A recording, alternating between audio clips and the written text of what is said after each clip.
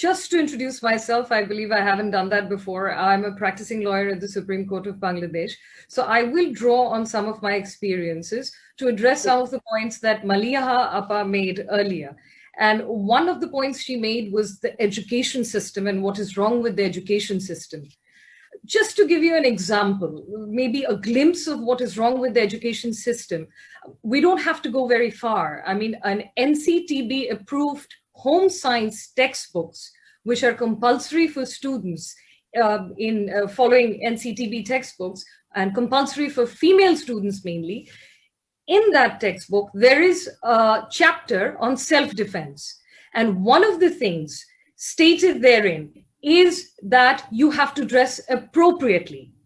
Now, what does that imply? It implies the obvious. If you don't dress appropriately, you're responsible for whatever happens to you. In other words, this really lays down the foundation for victim blaming. And we wonder where this comes from. It not only comes from homes, but this is very much an integral part of our education system, that you have to dress appropriately, talk appropriately. You cannot be on social media. You cannot be a YouTuber. You cannot be an influencer, so on and so forth, because then you're going to invite unwanted sexual attention and you will be responsible for it. So this is something that we really need to address, because this seed is sown very early on at an age when we're all very, very impressionable. That's one. And of course, gender sensitization trainings. This is an absolute must for boys and girls. So moving on from that, another thing that Bonna Appa mentioned, socioeconomics, women from lower socioeconomic strata. When we speak of safety, because one of the things that we're constantly worried about is, are we safe at home? Are we safe in our educational institutions? Are we safe in our workplaces? While a lot of talk is going on about sexual harassment, and there is actually a High Court judgment from 2009, I believe, which has extensively laid down guidelines on prevention of sexual harassment, and that every school, college, university, and every workplace has to have a committee in place to deal with these sorts of complaints, so on and so forth. That guideline was supposed to be a temporary fix, in the sense up until an appropriate legislation is enacted. However, 2009 and it's now 2021, no law has been framed to address that issue. And also very few, a handful of employers, the likes of Unilever, have actually implemented these guidelines. So how are we to feel?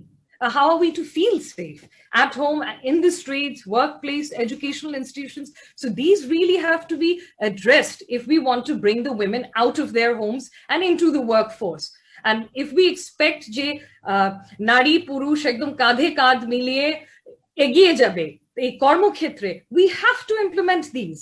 Otherwise, it's just going to be lip service, and once a year we're going to talk about it, and then we're going to just close our books and forget about it. And just very quickly, the question that we were all addressing, which was the fact that we have a prime minister who's a woman. How does that impact young girls? Obviously, the first answer is it's very inspirational for young women, especially.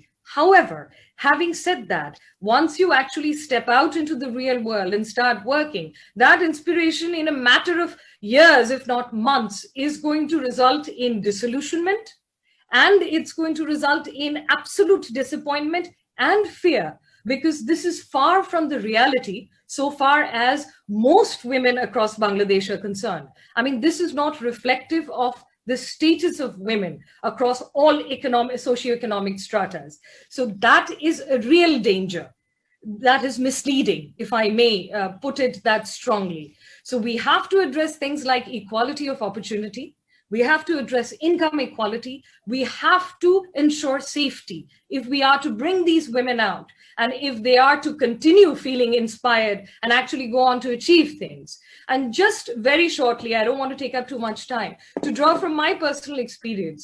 I am a lawyer practicing at the Supreme Court. So litigation is completely male dominated. Let's put it that way. There are a handful of women in the top tiers, and in litigation, there are almost none in the top tiers of the bar.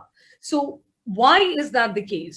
first and foremost, when it comes to opportunity, during the early years of practice, it's very difficult to secure a client in the first place, because not because of incompetence or inability, but rather because of prevailing notions that, okay, I'm not a woman, she's not aggressive enough to make it in a court of law. She's not aggressive enough to actually be able to handle an adversarial atmosphere like the Supreme Court of Bangladesh.